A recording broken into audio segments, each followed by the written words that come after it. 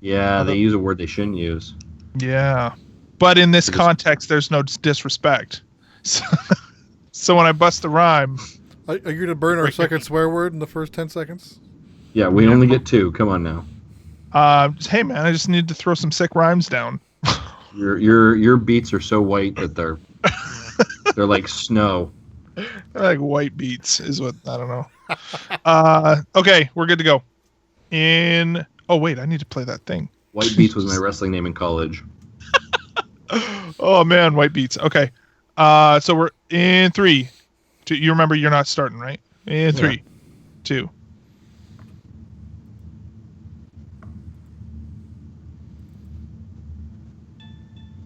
Let's go down the green pipe for some fun.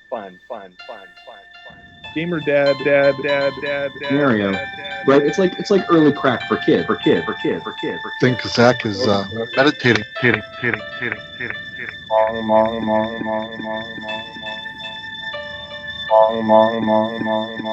I feel like if there was something that I could do, it would be getting in a DeLorean, going back to 1993, smacking the shit out of myself and saying, go play this game now. You know, the digital left is sometimes different than the analog left. You know, I feel like that guy who didn't wait and then is like on his wedding night is like, I should have waited. What about you feeling better if I did the whole show like this?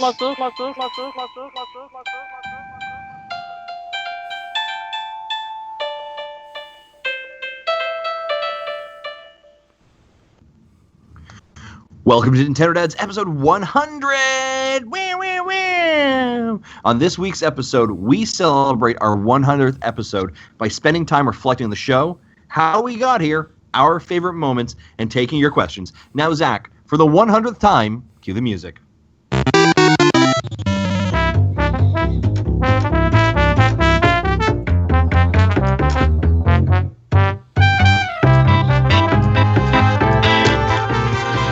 Hello, everyone, and welcome to another episode of the Nintendo Dads Podcast. My name is Zach Erickson, and tonight is October 19th, 2016. Joining me for the 100th time is Justin Masson. What's going on tonight, Justin? Nothing much, buddy. How did we get here? How 2 years later did we get here? 200 episodes. And before I make a horrible transition to one of the best fellow co-podcasters in the industry, that first audio bumper you heard, Gary Gray. That was fantastic. We said some horrible things in those first 6 beta episodes. Were those just the beta episodes? Those were apparently just the beta episodes. I am so glad this format has changed. Speaking of never changing, always remaining the same, with an amazing neckbeard, Jesse Waldack. I don't remember using that voice in beta. I remember using it in one episode, but I don't remember if I used it in beta. I guess I must have. I don't know. You know, in fact, you don't know this, but it's this weird thing where you just actually do it every episode and then promptly forget. It wouldn't surprise me some nights. Yeah, it happens. It gets weird around here. Guys, episode 100. It's crazy. Like you said, Justin, how did this happen? I hold you responsible. I don't know. I was shocked we got out of 10. I'm not going to lie to you. To all the podcasters out there, though, there is something about getting past episode 10 that is like, oh, okay, now I feel like we kind of got this. Yeah, like 10. I don't know what episode 100 means. It means this is like my second show I've gotten past 50. So definitely the first show I've gotten to 100 on. It's weird. I don't know what to do. Like, I feel like this is this strange new world. Like, do I need to make new bumpers? I'm not. But, you know, like, I was... Are we going to do a season 2? Yeah, should we change our bumpers every year? No, like that. Well, it was like, oh man, like I felt like I needed to do something special for the occasion, and I'm like, whatever. Why mess with a good thing? So being here is just special enough. Yeah, that's true. You too, Justin. You too. So, you know what? We have again for everybody. This is a different episode. Something really big is happening tomorrow. That we're going to probably talk about next week. We're not going to do a special. We didn't talk about this beforehand. We're not doing a special episode, right? No, we're not doing a special episode. No, because none of us are available. I'm in Boston. I was actually going to bring it up to see who was up for it because I might be tomorrow night. Oh, But I'm going to be somewhere over the country flying back. Well, and here's another thing is that we killed our end music. We didn't go into a bumper. I'm getting a filling tomorrow, and half my face will likely be frozen. So that please tell me you're going to record then, please. It would actually be really well. It was funny because I got one last week on the left side, and he started to drill into the tooth, and he was like, "Oh man," or I started going like, "Oh," like my mouth's open. I was like, "Oh," and he's like, "Oh, is it? Can you still feel that?" Yeah, and so we like put way more filling in. I kid you not, 3/4 of my tongue was numb for the next 4 hours. It was crazy. Awesome. Like I was like starving, and I'm like, I'm just gonna have some soup, and I didn't even taste the soup as I ate it. It was ridiculous. Maybe I'll just have to try to get on Andre's discussion tomorrow then. Hey, yeah. You know what? Actually, though, I'm not too worried about it. I would be up for it. I think we definitely will have to do something. Yeah, we'll definitely talk about it next week. My house is a house of order. So 1 second.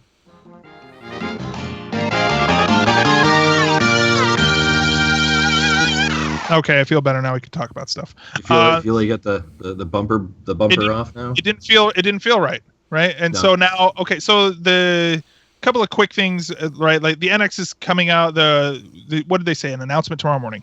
The preview trailer. Right. So this is tomorrow. This is likely a trailer for the actual announcement. This is some sort of a video teaser. So everybody manage your expectations accordingly. But it's pretty exciting too. Like we actually are going to get here. We beat the NX announcement by 1 day, which is amazing. Literally, the biggest day.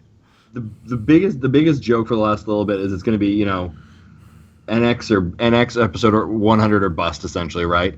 I can't, and I cannot believe that literally the day after our 100th episode, and it was so nice for Reggie to wait for us to do this, which I thought was really, it goes to show a little bit of the clout that we have. We're like, you know what, Reggie, we've got episode 100. We don't want to pull away from your announcement. Like, we don't want you to put the NX out and then us do our episode 100, and everyone get distracted by how awesome we are. You should go after us. That was actually very nice of us. No, yeah, you know what? I spoke to Reggie and I said, Reggie, I don't want to like overshadow your announcement, man. Yeah. And so he was like, you know what? You're right. So 7 a.m. tomorrow morning Pacific, 10 a.m. or Eastern, right? Yes, 10 a.m. Eastern. Yeah, I'm on the East Coast this time. Oh yeah, so you're gonna be like, I don't know, into a meeting I can't get out of. You know what, Justin? It's a 3-minute video. I guarantee you that if you have diarrhea at 9:55 tomorrow morning, you will be fine for 10 minutes, and you can come back. Bad food, man. Yeah. I don't know what it is. I had a bad Egg McMuffin this morning, and now just grumbles, guys.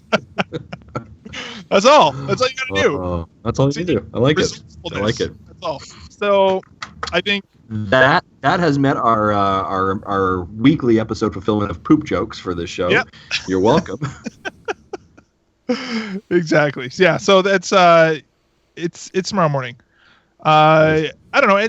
Again, it'll be fun, but it will be an announcement of an announcement, right? That's what it is. Yeah. Yeah. To be quite serious, Zach, I do think we just need to temper our expectations. Like, we've talked about kind of the strategy they're going to have, but I think they're just getting in front of it. They're letting people know, here's when we're going to tell you more details. They'll probably show the device, and then the internet is going to like dissect it for like 20 hours. Yeah, there's going to be a 4-hour analysis video from Game Explained. Yeah, Andre and Ash, go get some sleep. Derek, you guys get some sleep. You're going to need it. Yeah. Go buy some Red Bull. All I'm really hoping for is picture of the console, picture of the controller, name. Yeah. Maybe I would actually. I think. Yeah. I don't even care for a price point or a date yet. We know we know that's coming, but I want to know what the name is.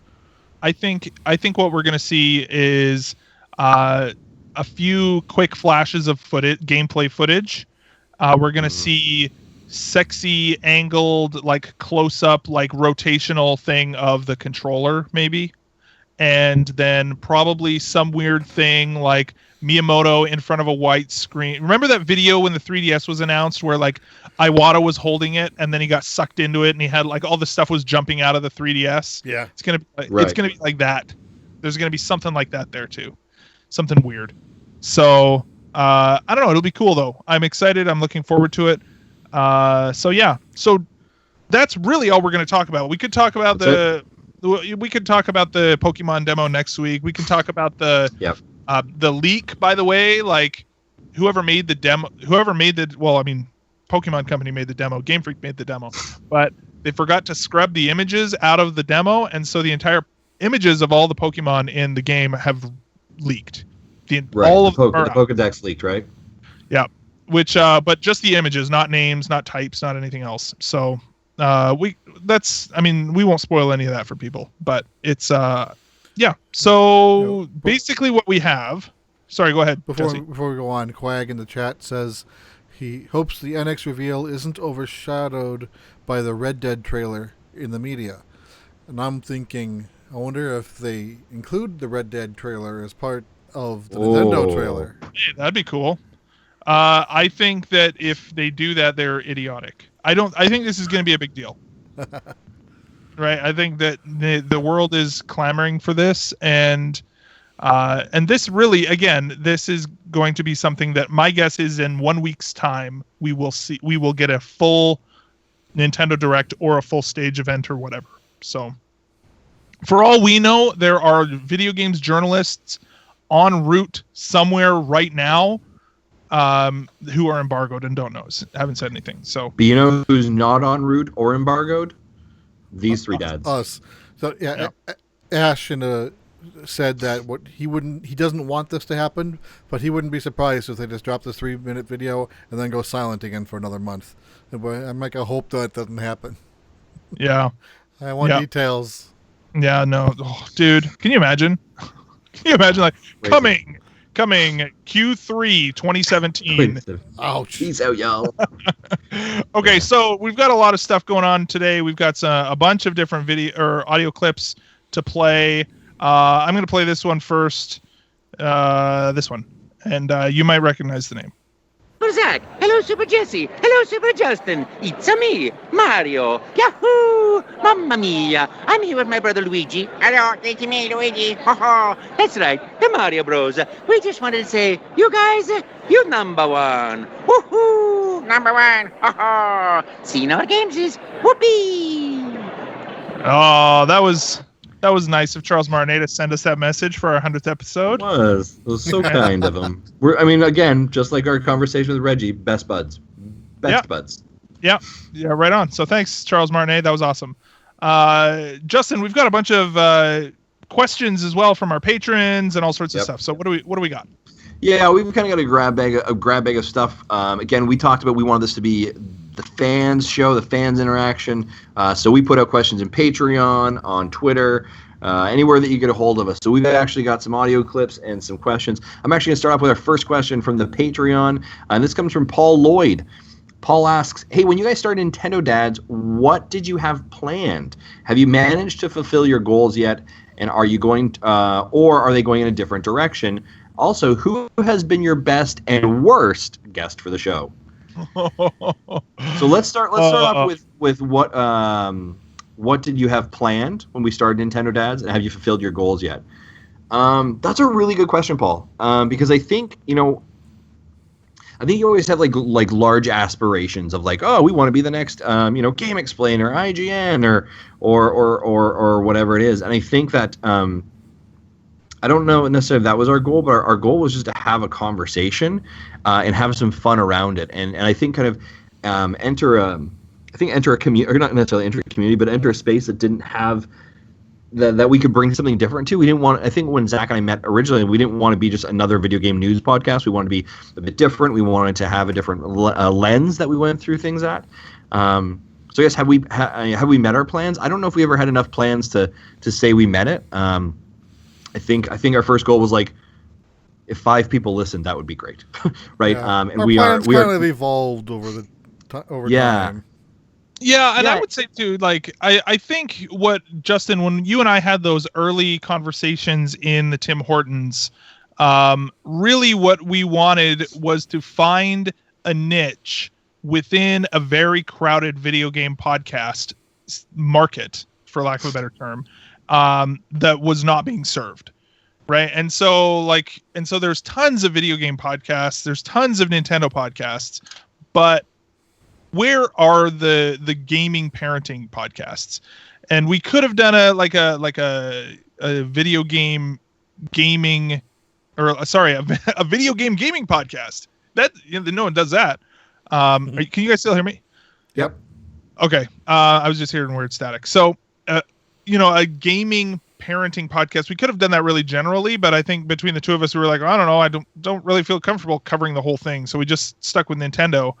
And I honestly did feel like it was possible to make this really big. I knew that what we really needed was that consistency. And I think that, to your credit, Justin, more than anybody, I think we're all pretty committed here, but you are the man who continually stokes the furnace, while everyone, especially with me, you're the one who makes sure this train keeps moving.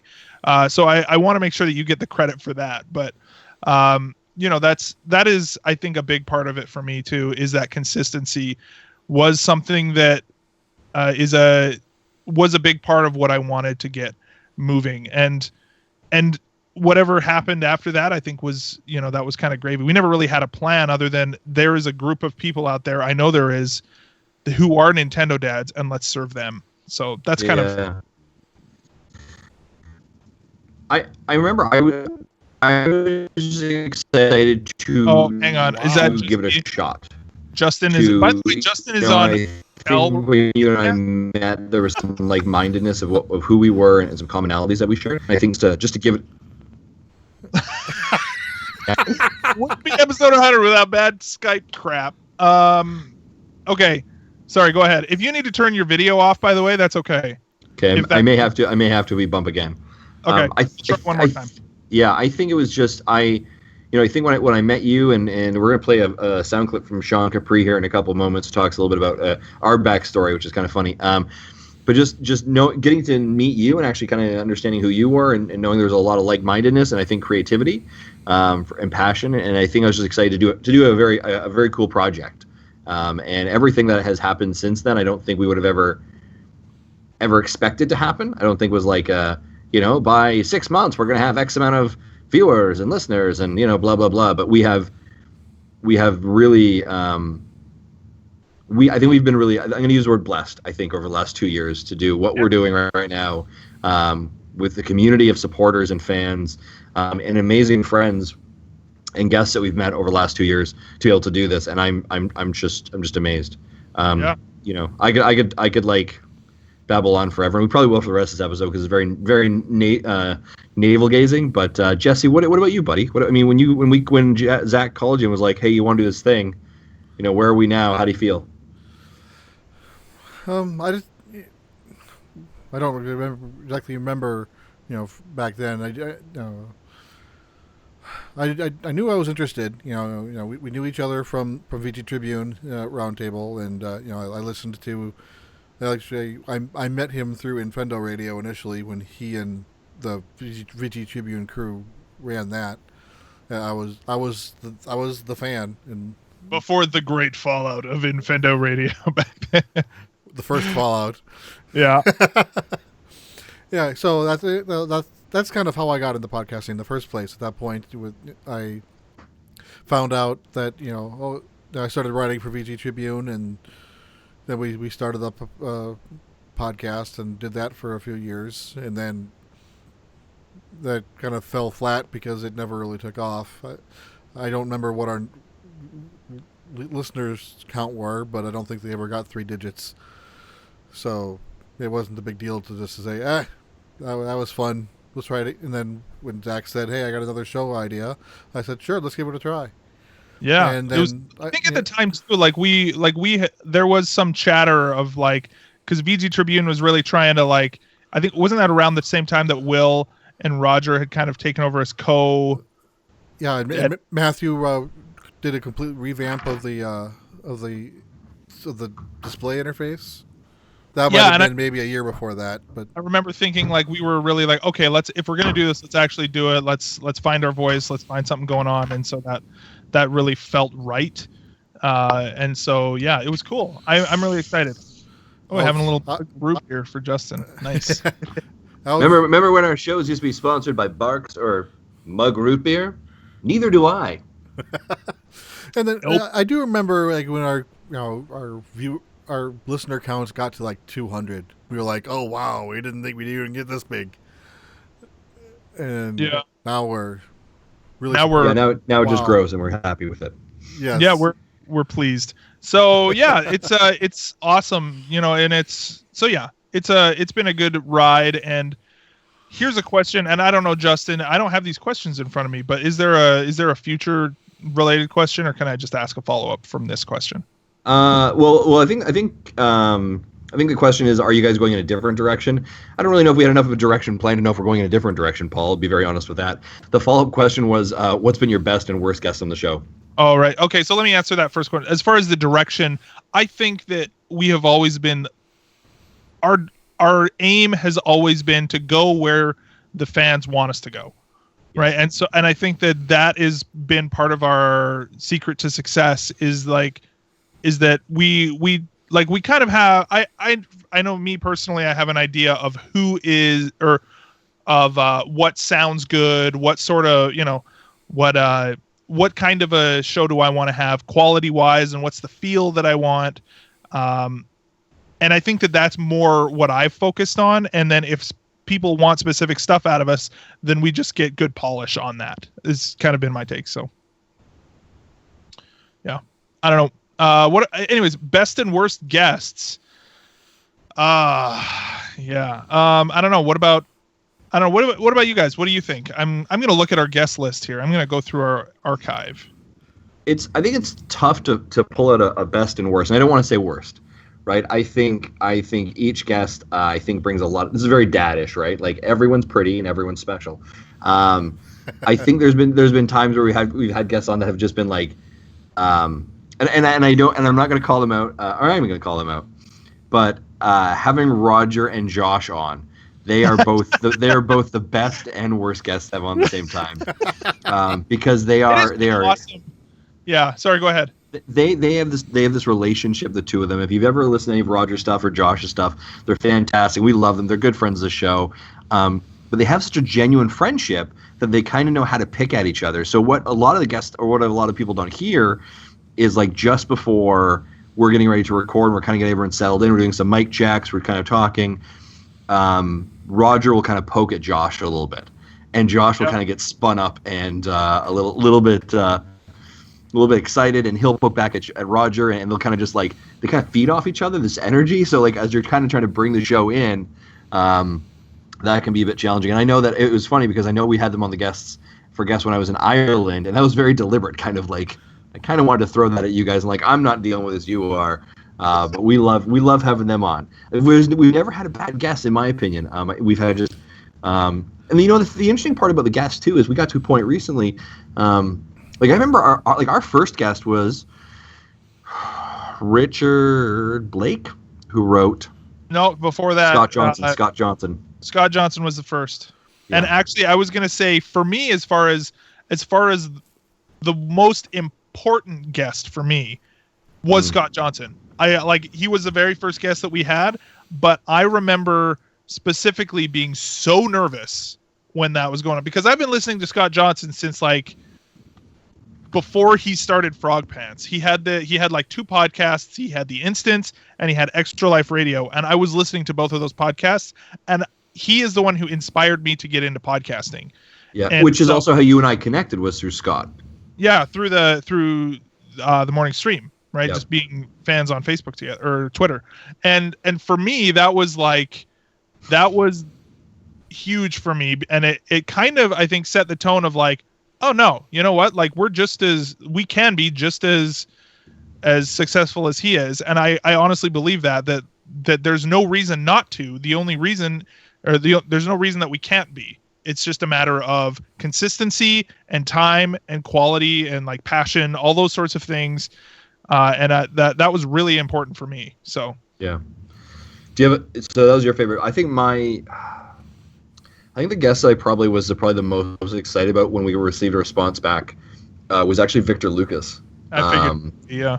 Yeah, because that for me, like just watching him growing up, watching him on TV, I was like, man, I would love to do that job. That guy is amazing. He just seems so genuine. He's Canadian.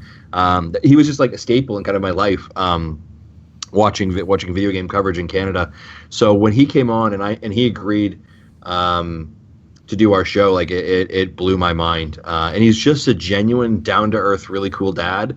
Yeah, I thought that was pretty incredible. So same thing with Per Schneider, man. He was a cool one too, but really early on. Yeah. And I mean, I think the other thing that is that we've been relatively fortunate about is that when we ask a guest, they're usually pretty receptive to come on and engaging. Very rarely have we had any sort of like, no. It's always like, yeah, that'd be awesome. Have we ever been turned? The only one is like Trinan. I mean, Bill Trinan just doesn't respond. Yeah, he didn't say no. He just didn't say yes either. But he didn't exactly.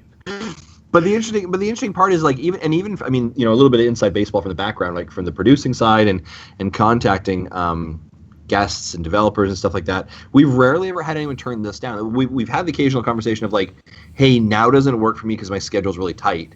Can I come back to you guys in like 3 to 4 weeks or in a couple months? And yeah, absolutely. We just kind of do, I schedule a follow-up email or a tweet and just kind of work our way through that. But we very rarely have had people who said no. And that's a really, really cool thing. I thought, this year really became a weird opportunity where people were actually messaging us, was like, I'd love to be on your show. I'd love to be a guest. And I thought that kind of felt like a little bit of a turning moment, I think, for us in some way as well. Jesse, how about yourself? Is there any kind that really stood out for you?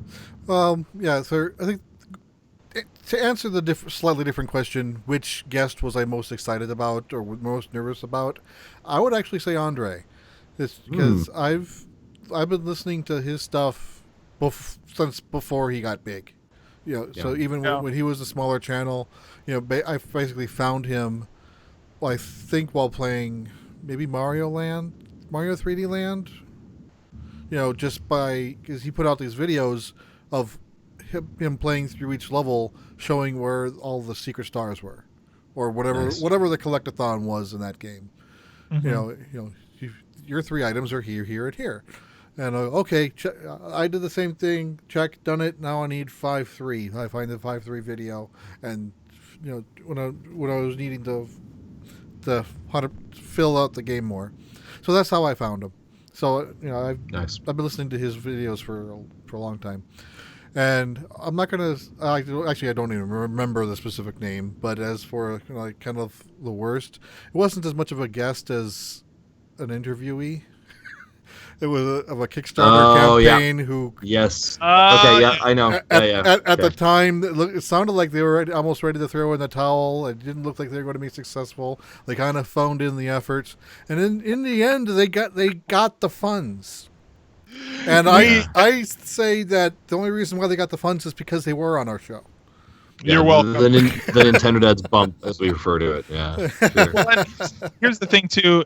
I think that I wouldn't necessarily say there were any really bad guests that we've had. That one was close. But it was, I think that the most challenging thing for me is also something that's been surprising. Like a lot of times when we interview really big people, it's funny how I've noticed in myself, just like, I just kind of feel comfortable. Like, that's okay. Per Schneider, what's up, man? Like that. Scott, I think part of what made Scott Johnson such an important thing for me is because for me, I got really nervous with Scott Johnson, and I don't really remember ever being nervous ever again. It's really weird that way.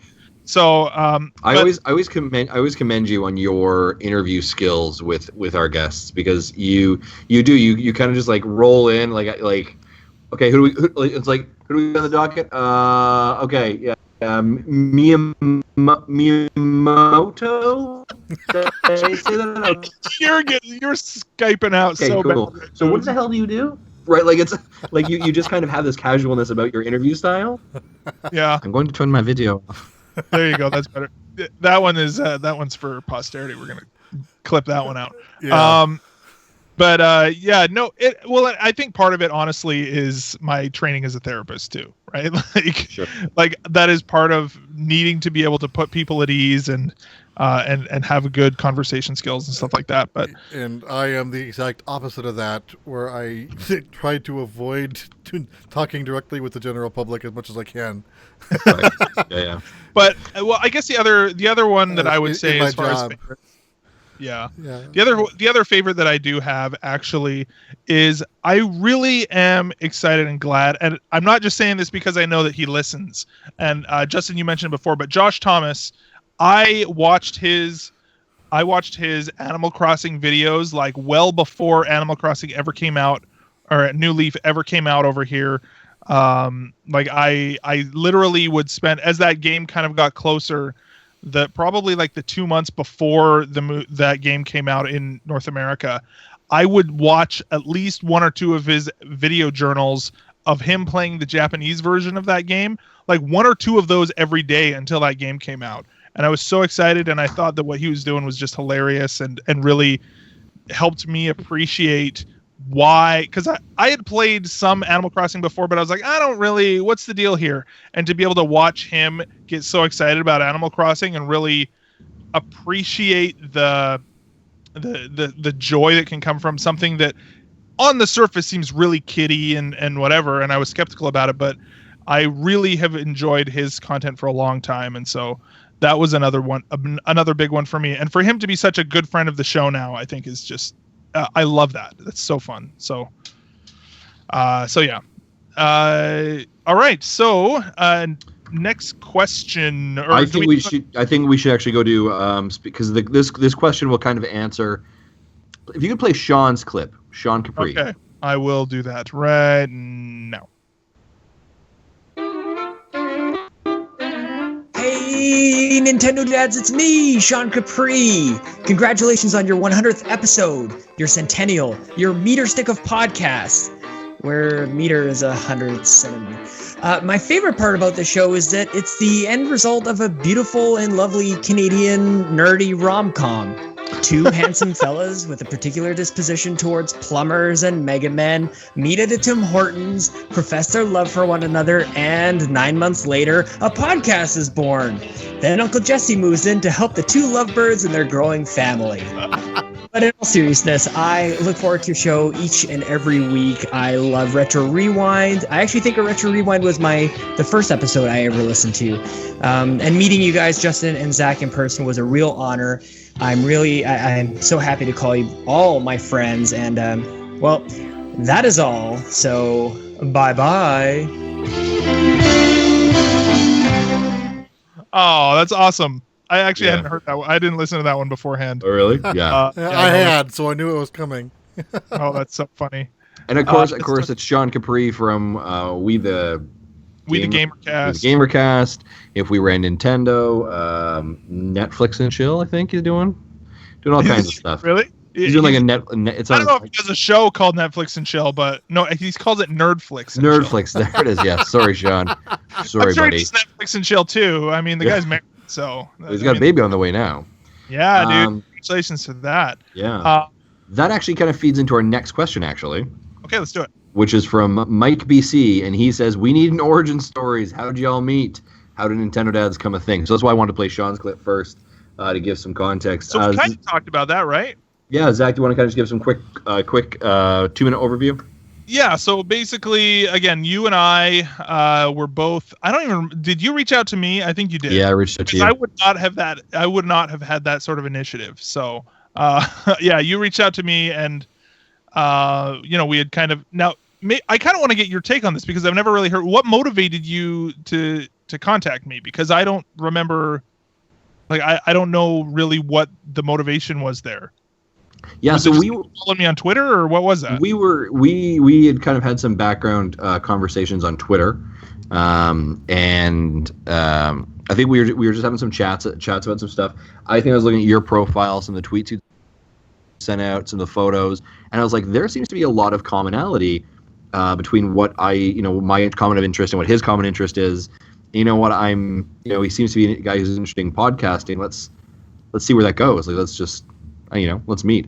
So it was like you had done a podcast before, like a solo project, right? Yeah, and it really didn't get off the ground well. It wasn't having much success, and so I just wanted to kind of give this a shot. So I literally reached out to you. I was like, hey, you appear to do a lot of things that I do, and we should meet and chat it out. And that was literally it. And so it was a meet it at Tim Hortons and see what happens. Weird kind of situation.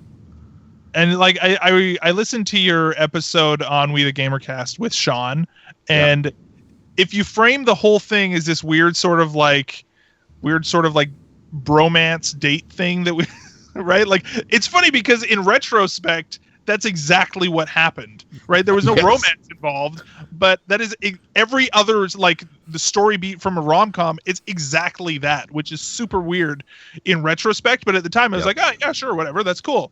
Yeah, let's go. And I don't know, I'm working close to a Tim Hortons, so let's go meet there. And then we just, at the time I had just graduated too, so it was kind of like a really good timing for me because I was like, hey, I'm not writing my thesis anymore, I need something to do, and it was really good timing. And so it was, and then we just kind of said, okay, well, what kind of show would we do if we did one? And again, I think we'd mentioned before, right? Like we wanted to find that unserved niche. So, yeah, I don't know. And then again, we asked Jesse after, and Uncle Jesse moved in, and the rest is history. So yeah, it really was this kind of weird, just happenstance. And it's been a trait. Like, it's always interesting because people always think that you and I knew each other for like went to high school together, grew up together. But I think it's just part of our chemistry that works as well. Yeah, totally. Like it's I don't know what it is. It's destiny or something. The big Goomba in the sky. I don't know. We'll see. Well, whatever that means. But yeah, I think the other thing for me, because I had done a lot of podcasts before, but it kind of eventually you'd get the pod fade, right? After a few months, it's like, okay, what's going on? And I think what made what do you? I don't know. I'm interested. What do you think the difference has been, Justin? Why this hasn't pod faded? Yeah. What got us through the pod fade? How did we get out of the atmosphere and into actual interstellar travel? Like, how did we break through? You know what I mean? I actually think like the secret sauce of this show is actually the fact that there are three of us. Because I think it holds everybody accountable in some context. It's kind of like I always make the analogy of it's kind of like working out or going to the gym. If it's like I'm gonna go to the gym by myself, I'm probably not gonna go. But if I have someone who's gonna like drag me or be like, hey, we should go together. Okay, that's probably we can probably go, but one of us will probably influence the other one that we shouldn't do it. But if there's three of us, it's like a group exercise, so everybody feels committed to it in a weird context. Yeah. So I feel like that's part of it. And I also think having three of us has also allowed for us to say, hey, I'm going to have a week off or I can't be here. You guys can still do the show. And I think it's that continuation. And I think one of the things that we were very determined about was I didn't want us to be like, oh, every once in a while let's put out a podcast. We were determined of like, we're going to record on Wednesdays. We're going to put them out on Thursdays. That's our show, right? Like it became a regimented schedule in our timings in our life that it was just part of something that you did. And I think that's probably what helped us kind of get through some of that push. And I think to be honest, it wasn't too far on when we began to get feedback from our community. People who were like, holy cow, I'm a Nintendo dad too. And you're just like me. But I think hearing some of the reactions from the communities and the fans, I think probably helped spur that on as well. That we were obviously touching people, and there seemed to be something they were connecting with. And I think I don't know. That's my opinion on it, though. Yeah, I think another piece for me as well is that very early on, there's a difference between making an enjoyable show for the listener and then making an enjoyable show. Like I feel like I've always kind of tried to be, have fun and whatever, but this is the first show that I really have given myself permission to turn it up to 11 and say things that are, like really say things that I maybe wouldn't say otherwise. Or, you know what I mean? Like it's not completely, it's like my personality, but like in concentrated form. Right. Right. Where it's like, no, if I don't talk and if I'm not outgoing and say things right now, and try and have as much fun as possible, it's going to, nobody else is going to fill that time. Yeah. And so for me too, I think part of it is being able to find the right tone to make it enjoyable to come back week after week after week. And as much as I actually think the opening music for me, and again, this is just me, the opening music for me is like, all right, whatever is going on, the opening music now, I'm ready for the podcast. So it's like a palate cleanser for your brain. Exactly. So I don't know, Jesse, what about you? Is there anything specific that you think as far as like things that have helped us push out past the atmosphere? I agree that the three of us being as consistent as we can has helped, and I think definitely the community, and especially after we opened up line chat and we had that's been awesome. Multiple ways of talking with our fans, and and hearing what they have to say, and then listening to us, and in multiple in all the channels has helped keep things together.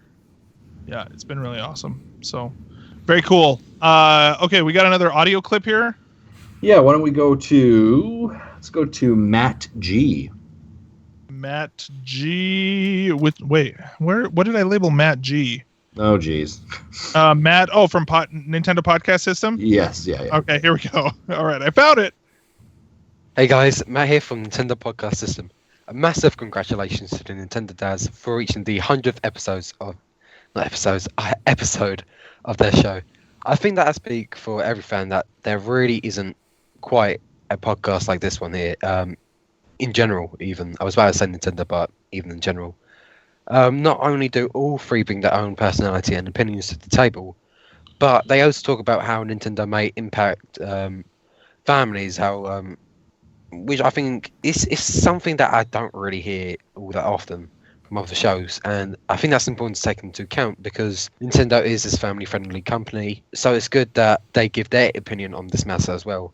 And they're just generally great guys. When I went on there, even though I was completely nervous and a bit of a prick towards the end, I think, they were just so nice. Their community is just fantastic. Really great guys. So again, as a fan and fellow podcaster who continues to learn from these guys, congratulations to the Nintendo Dads for their 100th episode, and here's to many more fantastic episodes to come.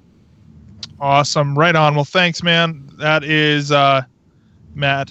Thanks. That's sweet. And it's interesting as I think about it. It's weird to me, and it is weird to me that it's like, oh, in general, we are that Nintendo, like in general, a good podcast. Not just like, oh, like, yeah, it's as far as Nintendo goes, it's pretty good. But like in general, like I appreciate hearing that. And it's just cool to think that we are actually achieving the quality that we're striving for. So thanks. I really appreciate that. Yeah, it was really cool. And I don't think he was a prick on our show either. I don't know. Maybe he was. Yeah. No, just a general comment. No, and you know what? And if he was, I'm sure that we also are usually we're pricks on our own show. So it's fine. Cool. Gonna go into the mailbag. Mailbag comes from Eric Plunk, actually our Patreon. Eric says, "Will you all be wearing tuxedos for the Big 100?" Eric, I don't. Here's the deal: we are not wearing tuxedos. However, I knew that you would ask this question, and I knew I was not going to be able to pull a tuxedo suit out of my backpack. But what I did do, for those of you that are on the live stream, I pulled my camera back on. Oh, you did? Okay. Yeah, hold on. Maybe. It's loading now, I think, because I don't see it. Oh, there it is. Now it's loading. I did bring a tuxedo shirt. Nice. I did bring a tuxedo shirt. And I put it on. I was going to wear it for the show to look really formal. And I realized that either a couple things have happened. Either I have shrunk the shirt or I have got fatter since I bought the shirt. Oh, it's totally the first one. Thank you. I hope so. But I brought it. Eric Plunk, I literally brought this from another country to the east side of the U.S. to have it on camera to show you that, yes, sir, we listen to how awesome you are. And there's my tuxedo shirt. Beautiful. There. Cool. That's awesome. All right. Let's head back over to our voicemails. Let's go to Dave. Hey, Nintendo Dads, and congratulations on your 100th episode. Dave from Character Crunch here. Just want to call in or send this voicemail MP3 in to say I'm so amazed that you guys made it to episode 100. I've been listening since whatever episode you guys had Scott Johnson on, and I've loved the show since, and I've loved crashing episodes because Justin lets me. Thanks, Justin. Anyway, I had a fun question and thing that you guys could do on the show. I want you guys to pick one game from each Nintendo home console that you want remade from the ground up. So one from the NES, Super Nintendo, all the way to the Wii U for the NX. Not an HD remaster, not Wind Waker HD, not Twilight Princess HD. I'm talking about like a full-blown remake of an original game. The only rules you guys have is you guys can't both pick the same game for each console. You guys all have to pick something else. And do this off the top of your heads, guys, because that'll be fun. And congratulations again on your 100th episode. And I'll hopefully see you guys, talk to you guys soon. Bye. Sweet. Thank you, Dave. That's awesome. Okay, so for each one, so what does that make? NES, SNES, 64, GameCube, Wii U. Okay, can we cut it off at the Wii U? Yeah. Because we're doing like full remakes, right? So. Yep. And let's not go too deep as to why. Just like let's give them. Okay, let's do that. Okay, so for me, I'm gonna go first with NES. I don't know. Is that fair? Is that okay with everybody? Oh shoot! Except I don't have one. Why don't we do this? Why don't we each just take a system, or else we're gonna be here forever. You go NES first, or I can go NES. Go for it. Okay. Teenage Mutant Ninja Turtles, the original. Oh, you know what? I was out at my dad's when I was down there, Justin, over Thanksgiving. Yep. And he has like this huge setup of all these retro systems. He's got an NES, SNES, Genesis, and a 64 all plugged into like a CRT TV. Yep. And he had TMNT like nice game, and so we played it, and that game is not as good as I remembered, but it's still pretty good. That's why I want it redone. Yeah. Can you do one? Can you do one for the SNES there, Zach? I have a Super Nintendo if he doesn't. Okay, go. I'd like to see Final Fantasy VI redone. Yeah, I figured you would say that. Yeah. Yeah. I know Square's already doing Final Fantasy VII, and therefore we'll probably never see Final Fantasy VI. Did they remake? Because I know they did the 3D remakes of like Final Fantasy, like some Final Fantasy games. They haven't done that for 6 yet, have they? No, they did a DS remake in 3D using 3D polygonal graphics for Final Fantasy 3, 4, and 5, I think. But not 6. They stopped doing DS releases on 6, and apparently did something similar and went with iOS and mobile releases, and apparently they're crap. Oh, okay.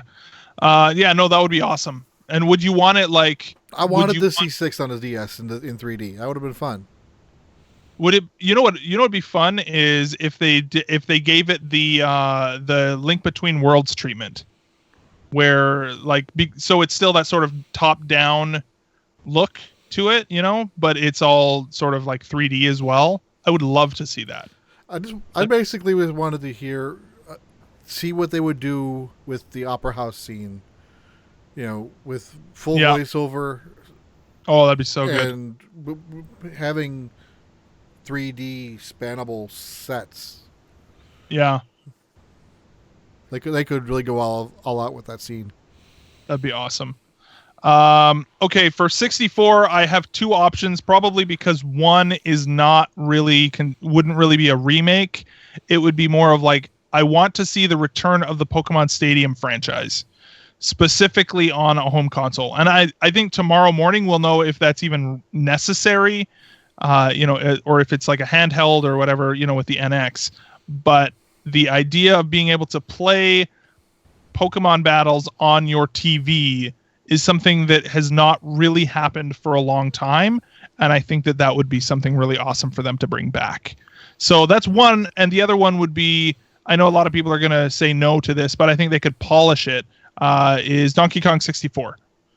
And I think that right, but really give it some good polish, and it's got a great cast of characters, a great world. There's a lot of really cool stuff in that game, and if they were to tone down the collectathon stuff and maybe add some additional content in there, I think that'd be really cool. So yeah. GameCube, what do we I didn't have a GameCube, guys, so I don't really have a good opinion on this one. So does anyone else want to jump here? I've been trying to think, and I haven't been able to come up with something. I can use one that's just being trendy right now, and it's Beyond Good and Evil. What? How is that trend? That's trendy? Am I like because with an announced sequel? Yeah, it is. Is it? Oh, see, and rumored is it could be an maybe exclusive, maybe timed exclusive.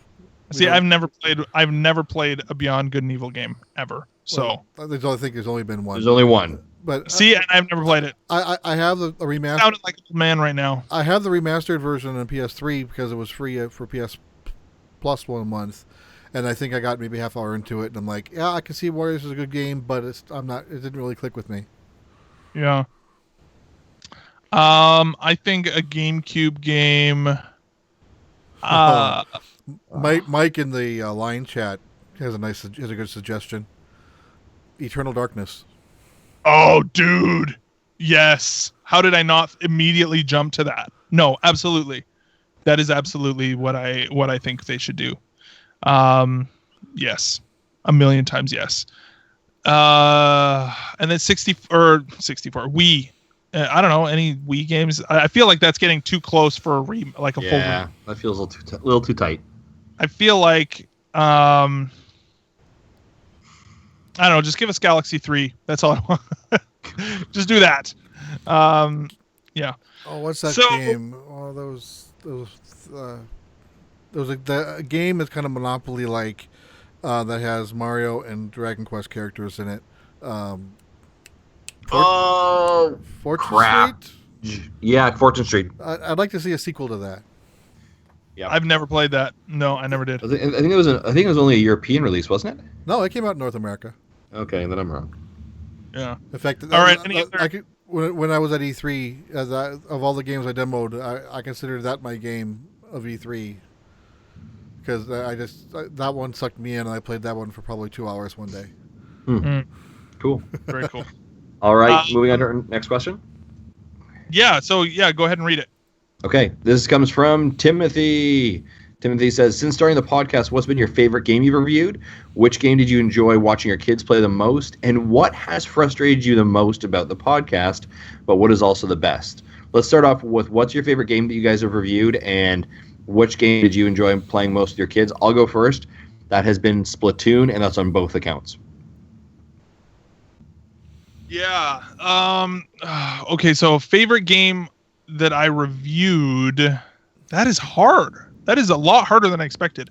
I definitely agree that Splatoon is up there, but I feel like Woolly World is for watching my kids play it. Like I definitely my son got so sucked into that game, and it's I had a lot of fun playing through that with him. Probably more than just about any other game as far as a couch co-op with your kids. You know? That one in particular was really, really fun. I don't know. What about you, Jesse? Anything as far as favorite games? Well, I haven't reviewed many games. Again, I kind of left it purposely that way because I'm lousy at reviewing games. Because if I don't like a game, I stop playing it. You know, I don't. So I don't feel like I can review a game I don't like if I stop. And what's the fun in reviewing only games you do like? Okay, so let's say I don't review many games. But just like since starting the show, like as far as games that you've played, and talked about on the show. Now you make me think. I think Tokyo Mirage Sessions is up there. Yeah. Because okay. I've been, it's been said before, I'm a big Persona fan, at least the 3 and 4, and this is along those lines. And I'm looking forward to Persona 5 next year. Cool. Though I did hear they're bringing back you talk to the demons and negotiate their friendship, if that's the right word. I don't know, similar to what they did in Shin Megami Tensei 4 and earlier Persona games. Oh, really? Not a fan of that. That's gross. But hopefully it isn't as nasty. There's apparently power-ups you can do that helps the negotiations lean in your favor. I'm not sure how that works yet, but I heard Sarin on NWR talking about it. Interesting. Very cool. The follow-up question was, what has frustrated you the most about the podcast, but what is also the best? I will tell you what has frustrated me the most. Skype. Yeah. I think the The Retro Rewind sometimes get the best of me on games where I can't get far in. Yeah, I think. Well, yeah, that's the Castlevania episode. I was actually going to ask to bow out, but that was also the episode that Zach was gone. So I'm like, I kind of have to be here now. I think, and in full in what's the word, in lieu transparency. I was going to say something about transparency, but we're going to be transparent, and we are going to be in the new year. We're going to be making changes to the Retro Rewind format. One of the big issues that we've had with Retro Rewind is that sometimes we pick a game that you really cannot play in a month. It is bigger than a bread box. It's big. Yeah, exactly. Like our Earthbound review, for example, I think all three of us, we maybe got to the second town or something like that. And we're like, crap, we got to do an episode about this. Let's pull some history, stuff like that. But so we're going to be making some changes there. To really make it as good as it can be. But I would agree that is something that's been really challenging for sure. Another thing for me that's been challenging is going back to school and having sometimes very heavy workloads at school, and then literally feeling like, oh my gosh, I don't even know if I can give Nintendo Dads one night a week. And there have been a couple of times, I'd say probably about a month ago, after we did the show, I was like, you guys, I might have to just like bow out. I might need to step down or whatever. And then I was like, the next week I was like, oh, no way. I don't think I can do that. Right. And so like when it gets really crazy, it's hard to balance, but I honestly can't see myself not doing this show.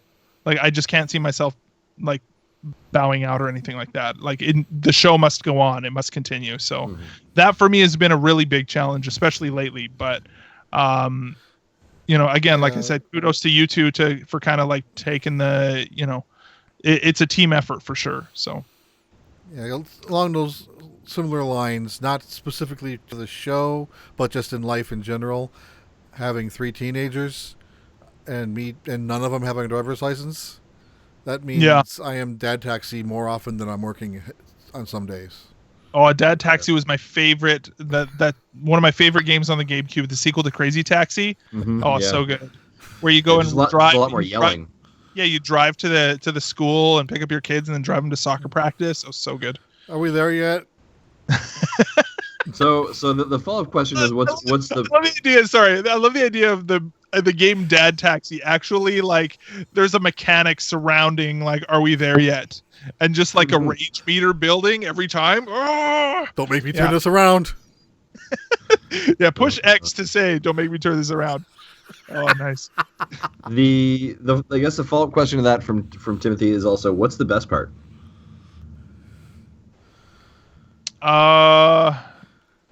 Everything is awesome.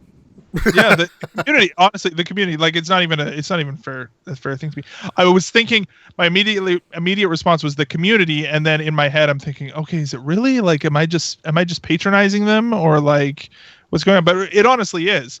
It's being able to do that and being able to keep the community, and also just the connections that we've been able to make, and being able to interview. Like, I got to sit down for an hour with the guy who owns the freaking Zelda Symphony, and got to just sit there and hang out with him for like an hour, and then go to the Zelda Symphony, as a member of the press with my dad and my son, and all because of Nintendo Dads. That was awesome. And anytime that we get to do cool stuff as members of the quote, I'm using air quotes for the audio listeners, like, of the press, right? Like, that's really cool. And I think that's another big bonus for me. So what about you? Jesse, how about yourself? That's another tough one. These questions are really good. I honestly can't think of anything that hasn't already been said. So, Cool. What about you, Justin? Yeah, I mean, I agree. I think the community is tremendous. I think that's one of the big things that kind of like fills the bucket and keeps us moving. But I also kind of agree that, like, I guess the relationships that we fostered beyond just kind of like listeners, right? Like, I think we have amazing people in our line chat and our Patreon and our fans and our emails that come in that aren't just like I'm a fan, like they genuinely are people that we have relationships with and know, right, and care about, and like, hey, congratulations, your baby was born, or hey, nice job on losing the 20 pounds. And other podcasters, we talk all the time on Twitter. Yeah, like we so these are relationships with fans and other content creators, which is just amazing. And I think the other thing I think the best part of it is that like I think we didn't know, the three of us didn't know each other 2 years ago, and these are people that I talk to every single week on the internet, doing a really ridiculous show that we kind of have fun with, that we don't take ourselves too seriously, and I think that's a really cool thing. That's been really tremendous. Yeah, totally. All right, next. Speaking of cool things, relationships and friendship on the internet, let's go to Marty. Hey, what's up, guys? This is Marty calling to congratulate you on 100 episodes.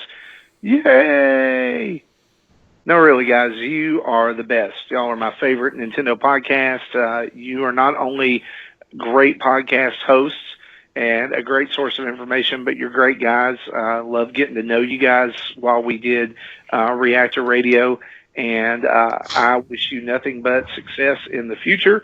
And by now, hopefully, that you will be able to have 200 episodes, or 300 episodes, or 400 episodes, or 500 episodes. I could just keep going, but I won't. Congratulations, guys. You deserve all the success, and I just hope that you continue to grow. I will continue to listen. Happy 100, guys. See ya. Oh, Marty. That man needs a podcast. Podcasters, man. Oh, man, he's awesome. Thanks, Marty. One of the other shows I do listen to is getting close to 500, and that's incredible. Whoa, that's crazy, dude. Yeah, right on. That's so cool. This next question kind of feeds off of actually a little bit of Marty's commentary. This is from Gary, who did our sound clip at the very beginning. He says, looking into the future, what guests would you guys like to have on the show, and how would you like to expand the show in the future? Theme parks. I guess. TV deals. No, I don't know. Sorry, what were you saying? I was going to actually say, I think beyond the show, I would almost. We've had this question before actually, and I from another chat, and I want to kind of almost blend the questions, but it's not just expanding the show, but I would actually use the word our brand, right? Like, so how would you want to do it? So I guess I'll take a pause there and ask, who do you want to get on the show in the future?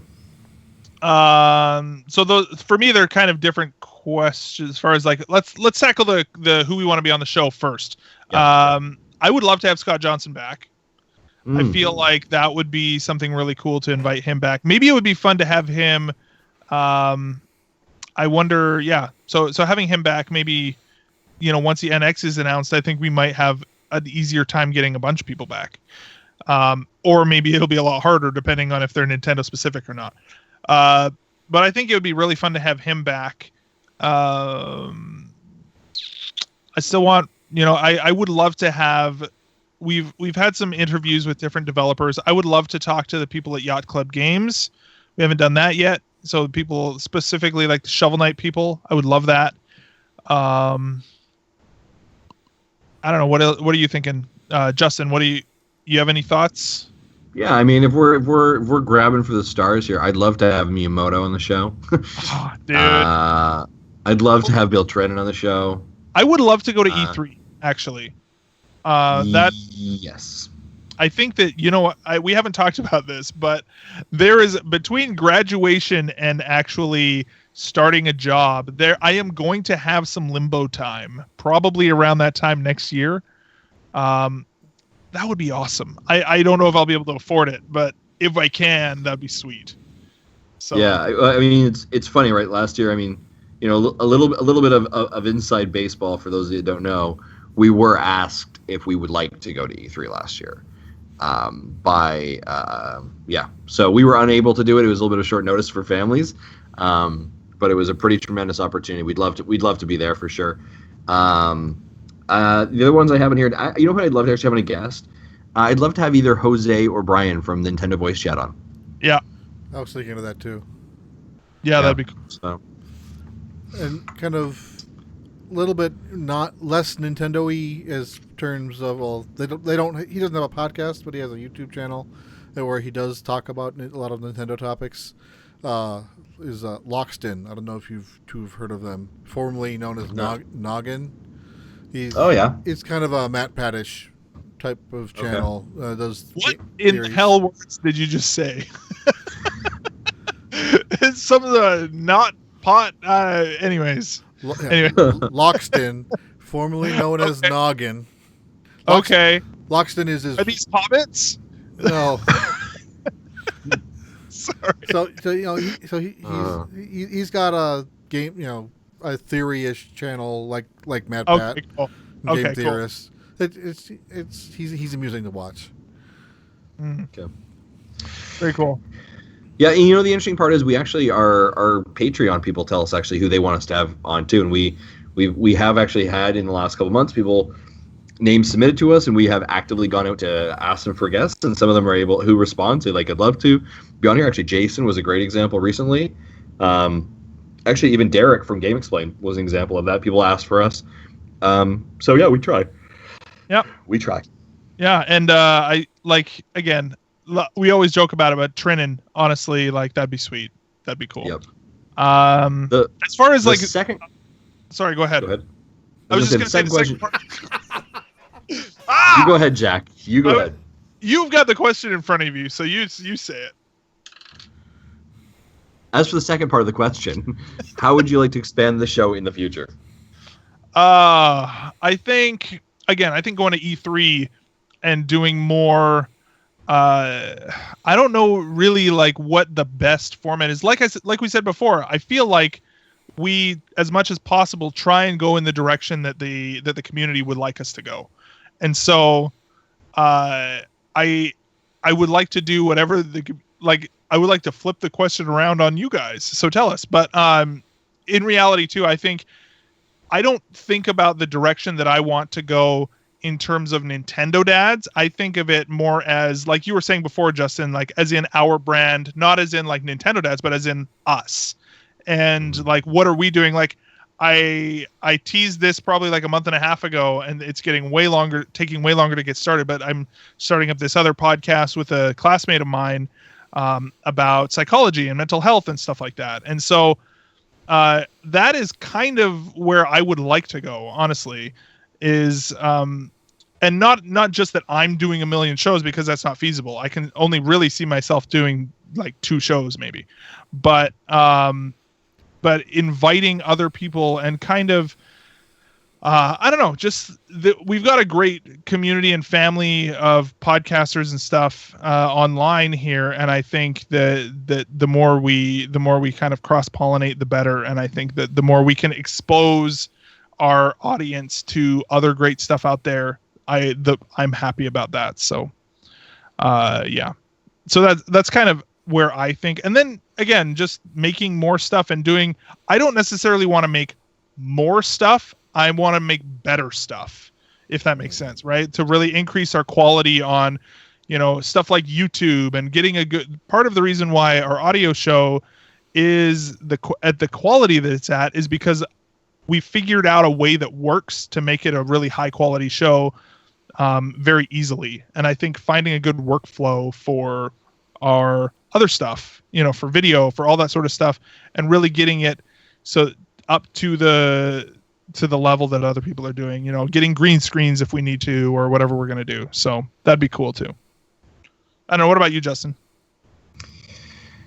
World domination. Oh, well, that was a given, right? It's reasonable, right? Yeah. I mean, it's interesting, right? I don't know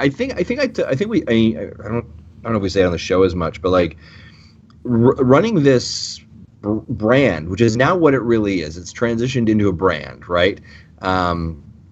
Is very much running a small company, is running a small business with 3 people. With very income. With very low income nonetheless, but it's a lot of work, right? There's a lot of strategic planning. There's a lot of things that kind of happen unexpectedly. right? I'm sitting at home. Most of you know I work from home, or I travel a lot. I'm working from home, and the doorbell rings, and open up the door. There's a FedEx guy, and open up a package, and it's a video game from Nintendo that we are reviewing now, right? So okay, we've got to start creating content for it, and I don't want this to sound like a woe is us, woe is we have a hard knock life, but that ability to kind of like still be able to do 40-hour work week jobs that we all love and enjoy, and also still really provide a lot of dedicated time here. And I think we've seen our brand expand. I think we've seen a lot of content now going into YouTube for us, right? That becomes a bit of a stream. But I mean, I love the fact that being able to connect and I think to your point, Zach, cross-pollinate, right? Like when Nintendo news breaks for me, one of the first places I go, or there's a new trailer up, I go to YouTube and I check like Game Explain, right? And they just do such a bang up job of stuff. It's like that's to me that's the go-to. That's the standard. So to be able to create content like that, but again, I think creating content that we're proud of, that I think and also fits in our fits in our niche market, but I also think that our fans want, right? That our fans enjoy and drive and driven by the community. I think you're right to flip, like, where do you want us to go, right? We'll continue to be there. And I think the other thing when I step back and think of the Nintendo brand is sustainability. And maybe that sounds very corporate-y. But like the inevitable truth of this is at some point in the future, right, these three people who are on the screen are going to leave, right? Whether it's time commitment, something doesn't work, and new people have to come in. And eventually in 5 or 6 years from now, these three people who you currently see may not be on the show. But are we creating a brand and a sustainability where in 6 years from now, these are different hosts, but they have the same mission statement, the same guiding light principles? On, yeah. Yeah, and I think that and then they'll reach episode 400 for us. Yeah, and I think that for me is I think something that when I think of a person who creates something, I think that's something that's very valuable and very, very important. I think interestingly enough, IGN just celebrated their 20th anniversary, right? When they started 20 years ago, they probably didn't think they'd be where they are now. So I don't know where we're going to be or what this show is. A lot of the things that they do didn't exist 20 years ago. Yeah. What I hear you saying, Justin, is in the words of Walter White, we're in the empire business. Sure. Yeah. Yeah, just like that. But I mean, I think, and I don't want to get too deep on this but a lot of the ways that our brand is shifting has been not necessarily driven by us, but driven by our community. YouTube's a great example. We weren't originally in the YouTube space, right? But we heard people saying like, hey, you guys should be on YouTube, make some videos. We use it as a contingency backup, and now that becomes a spot we go, right? Recently we've actually had to lean into some fans and help us get some reviews done because we don't have the capacity, right? So now we're expanding our network for help to get things done as well. And I think that's a really interesting spot for us to be in. And even when we don't have a host, like when I was in Ireland for almost a month, we had guest hosts step in, and it's not an issue, right? Yeah. So I think that begins to think about the sustainability and that brand and that network and that community that help hold this show up. The show is not you, me, and Jesse. The show is something a little bit bigger than us that people seem to be focused on, and that we're just really happy to kind of be riding it right now. Yeah. It's definitely, we've discovered something for sure. That was probably way too deep for that question. I apologize. I was gonna say, did everybody know that Justin is a corporate trainer? Did everybody know that? Because just with that language that he's got there, it's very catch that. Well, with he in the business world, I'm in the business world. We have a business way of thinking of things, even though we're still talking about games and fun, but it's still we have a business mindset as well. And then I'm just like, I'm coming in, I'm like this like cushy therapist. Oh, let's just, everybody feel good or whatever, right? I don't know. Talk about your feelings. I'm just going to talk about stuff and be fun. I don't know. That's the kind of therapist people like. Oh, yeah, exactly. Yeah. With, like crippling depression and anxiety and things like that, Anyway. Yeah. Jesse, did you have anything else you wanted to add to that, or are you good? No, I'm good. I don't think I could follow that. That's fair. It's pretty good. Hey, Zach, how about we actually hear from Gary himself? Yeah. Nintendo Dads, it's Gary Gray.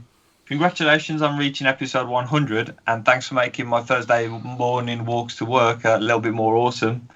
I'm really loving the retro rewinds at the minute, especially being a Patreon and having the line chat with all the other guys in there who are all awesome. You know, there's always constant chats every day. It's also helping us get through the drought of games and news at the moment, which will probably continue till about 2024, which is about the time that Breath of the Wild will eventually be released. And we might also hear a little bit of news about the NX by then. So here's to another 100 episodes. Thank you very much, and keep up the good work. Oh, it's so That's true, awesome. dude. It's man, it's funny. Actually, that just reminds me of the fight I got on Twitter. It wasn't really a fight, but Oh, you were trolling. I poked the bear big time last week on Twitter, basically saying NX is not coming until holiday 2017, and people came out of the woodwork, like the freaking like the stakeholders will not, the shareholders will not permit this, and they can't possibly manage to lose that much money and this and that, and I saw a lot of fear on Twitter of the possibility that might actually be true. Turns out it's probably not true, but yeah, that was funny. So, but thanks again, Gary, for your for all the awesome help that you give to us on the show, and it's just awesome. Yeah, I mean, there's a great example, right? Like, Gary's a fan of the show who enjoys what we're doing, and then kind of reached out to us and said, I'd love to collaborate and work with you guys on something cool, right? And out of that came the Nintendo News System mini digital shorts that we have, right? And the redubs and the audio clips that you saw at the beginning. And what Gary's doing is he's taking a passion or something he really enjoys, a skill set, right? A competency, wanting to connect with us to help build something that he thinks the community would enjoy, and he has a passion for it. And I think that's something that's really cool, right? Like we've created a platform, and Gary gets exposure to his work, gets exposure. We give credit to it, and it's creating a platform, I think, to help people get exposed. And I think that's a really cool spot for us to be in. I know I used the wrong choice of words there, you dummy. But then Nintendo does not endorse exposing yourself. No. So kind of playing off of the joke he made about NX won't be around until 2024. Quag in the chat a while ago says, happy 100, happy NX. Thanks for helping us drag through these past 18 months of Nintendo mediocrity. Nice. Oh, that's sad, but it's I also saw somebody in here. Again, they're dropping it on their 100th episode, so it'll probably go up around the same time. The two, yeah. In fact, we could probably schedule them to go up at exactly the same time. I could. Mm-hmm.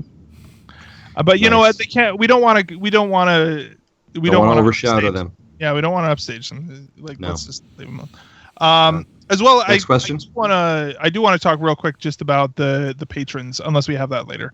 But you guys are awesome. You're the best. Seriously. Anyways, maybe we'll come back to that. But yeah, I feel like you should. I feel like that was pretty thin. I'm not gonna lie to you. That felt really, with all the lead up that I gave to that. I was excited. I was like the patrons, and this is episode 100. You guys are awesome. The end. Yeah. We'll talk about that in a little bit, all right? Because I think that was an interesting moment for our show as well. Zelda Drummer asks, what's your favorite Nintendo IP? I'm gonna give you mine right now. I think I've mentioned it several times, Donkey Kong Country, so I'm gonna say Donkey Kong. But my new favorite IP is actually Splatoon. That's a good one. I don't. Jesse, what about you? Well, mine's got to be The Legend of Zelda. I've been a fan of that since the beginning, and still am. And see, I have a real. There's a tie, I think, between the Pokemon series, specifically the older ones, like as far as nostalgia goes, that really is super nostalgic for me. And honestly, like as lame as it might be, just Mario. Like as far as just the iconic look of the character and all those sorts of things, I definitely feel like that is probably the most important and most my favorite franchise. I Which really is would have hilarious thought. because looking at the cover art, if you actually were to look at the cover art, you probably could guess what the answers to the 3 would be. Yeah. Looking at that. Sorry, what were you going to say? I really would have thought that Pokemon would be up there for you, Zach, because you were so passionate about it. Yeah, I think that one holds more nostalgia for me. But if I have to pick just one, it's really hard. Like I think specific. That's why I picked 2. Yeah, exactly. So I'd say Mario and Pokemon. Yeah. So if I were to pick a second one, I think I'd go with Pikmin. Even though when I started playing the Pikmin when it was new, I'm realizing this is a real-time strategy game. I don't like real-time strategy games, but I'm digging this. Are you looking forward to the 3DS one? I am. I'm curious to see if they can pull that off well. You and everybody else. That is something I am going to be checking out. See, I'm really looking forward to that. I think I missed the show that we talked about that. Did I miss it? I think you probably did. Direct. But I'm really looking forward to that. Might have been the same day we did the Castlevania show, so yeah. I think so. Yeah. All right. Moving on to our next question from Brian Welch, the beard of America, because it's great.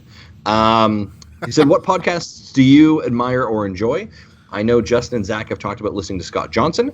His other question we've actually kind of responded to, but I'll put it out anyways. He said, how do you hope Nintendo Dads will grow or evolve? And I think we've kind of covered that a lot.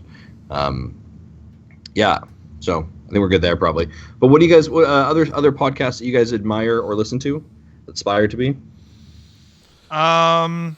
Let's see here. I gotta open up my app and see what I listen to. Yeah, I will. Yeah, I will grab you. Actually, I'll talk to you about mine right now. I think so. One of the things I have enjoyed probably I used to when I listened to podcasts, I used to aspire. I used to be like, oh wow, that's a really incredible. Scott Johnson's got his latest one out for Boop or for the morning stream. Wow, that's so awesome. But ever since doing this show, and ever since creating and finding friends who are creating podcasts, when their stuff comes into my feed, I want to listen to that first. So games like, podcasts like the Joys for Game podcast or the Toys for Game podcast, the Game Explain, If We Ran Nintendo, We the Gamercast, Mega Dads Live, Reactor Radio, Character Crunch. These are all shows that are being made by friends of our show and people that I know. Can I say, like, We the Gamercast is something really special, I think. Like, there are a lot of podcasts out there, but I like the time that I spent with Sean on his podcast and the passion that he has, and he really there's a level of genuineness and heart and just goodness that goes into his show that I think is something special for sure. Yeah. So I totally, and I'm not just saying that because we both live in Edmonton. Like, yeah, he's it's part of it, but Sure. A couple other shows I add to that list also is Geekcast and the Nintendo Podcast System. But again, these are examples of people who have become friends of our show that I'm really just excited to hear their stuff, right? Because I think when we hear our own friends do their content, it allows us to just have a different ear to it, I guess. And feel like we're part, it makes me feel like I'm more at the table with them in that conversation. Yeah. As opposed to more of a viewer look. Yeah. Yeah, as far as the other ones looking here, just because of time, I don't actually have a ton of time to listen to podcasts. But one really cool, so We the Gamercast is definitely one that everybody should be listening to. If you're not, what are you doing? Lately, because of shenanigans, I've been listening to NPR's Politics podcast, but that's more just because it's like watching a dumpster fire. I don't know. It's just exciting and warm. Also, looking here, there's a couple of psychology podcasts. There's one from Australia called All in the Mind, and then there's one called Shrink Wrap Radio. It's like therapist stuff. And then a really awesome podcast that I've been listening to for a long time it's a fictional it's like a radio cast, like an actual radio broadcast, but it's a fictional town. It's called Welcome to Night Vale. I don't know if anybody, if either of you. It is great. It's so good. I actually I read the book, and it's so good. It's so weird, and it's just so good. I'm a big horror fan, and they kind of are like weird fiction, and it's right in that wheelhouse. So I love Welcome to Night Vale. So if you aren't listening to that, go, and that's that show in particular is one that you need to listen to from the beginning. And there are a ton of episodes, but you have to listen from the beginning, otherwise you won't understand. It's a story, and there's continuity there. It's so like the old serials. Exactly. Yeah, exactly. So it's how many episodes we're talking about?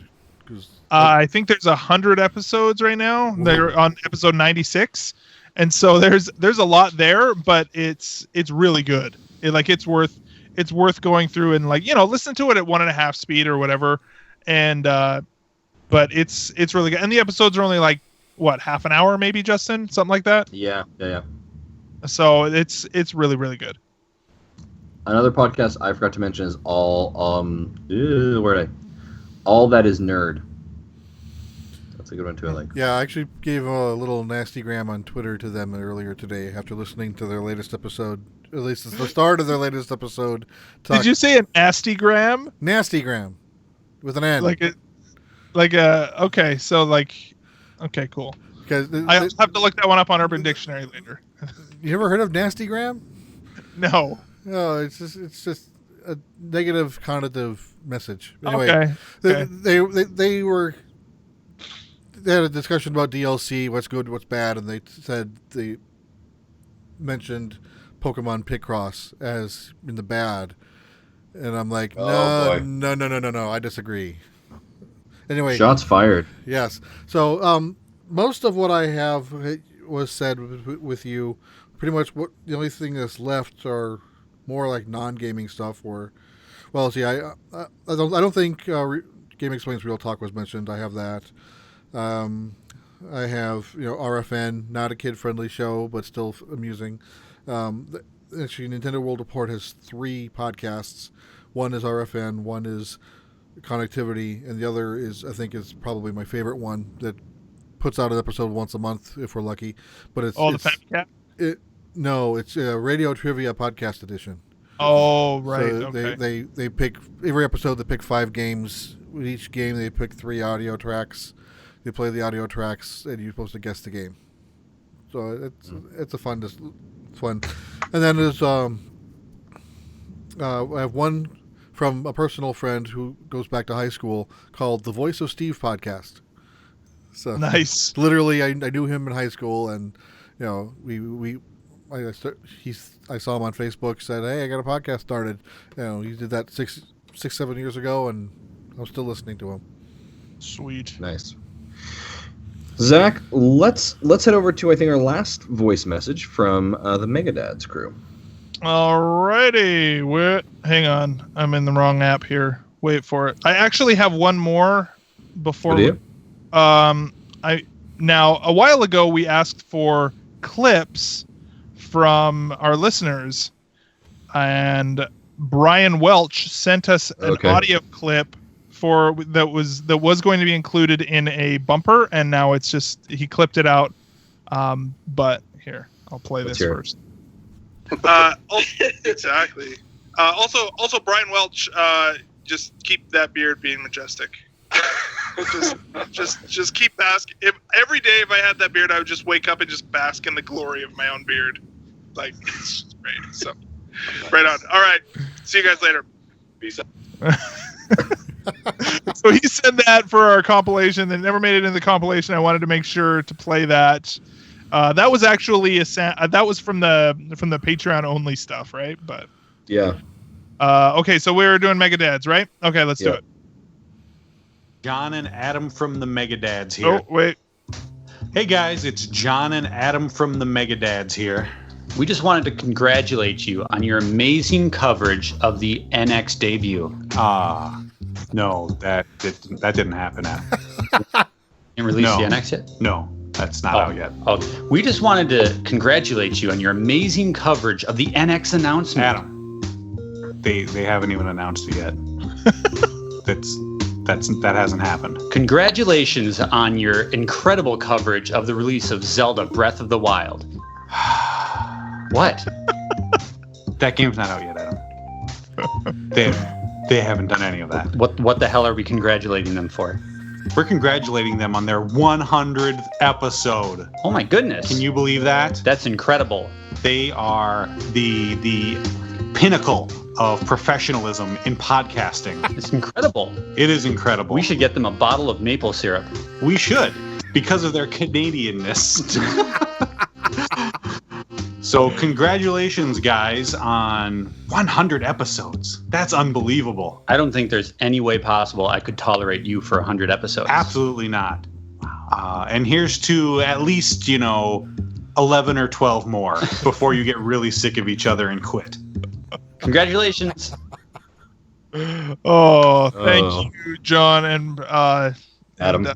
Adam, yes, I was getting there. It's like right on. Thank you, guys. We got the cue cards here for Zach.